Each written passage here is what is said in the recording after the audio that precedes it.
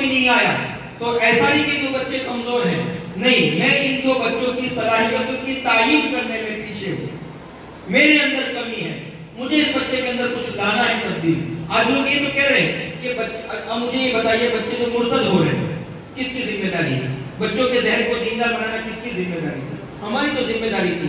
اب ہم یہ کہتے ہیں وہ وقت نہیں دیتے ہیں، ایسا نہیں کرتے، ویسا نہیں کرتے، حالات ایسے ہیں، زمانہ ایسا ہے، فلاں، ہم شکایتوں میں رہ جائیں گے تو پھر بچوں کو ابتدا سے کون بچائے گا؟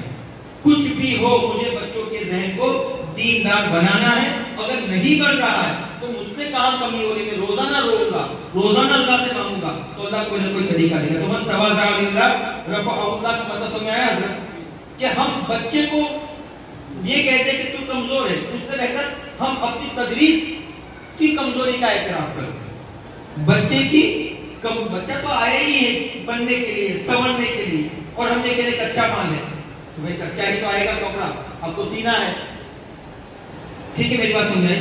تو اب یہ کہ بچے ایک تو ہمارے دو کام، ایک تو کیا مستویٰ کی تعین ہو اور ڈوز کی تعین ہو، اور اگر آپ اپنے پوری تدریسی کیریئر پر نظر کریں گے حضرت تو معلوم ہوگا کہ ہمارے ڈوز میں زیادتی ہو رہی ہے۔ تو میں نے پھر ڈوز کی میں نے یہ دیکھا کہ ہمارا زمانہ اب غفلت کا آخری زمانہ چل رہا ہے۔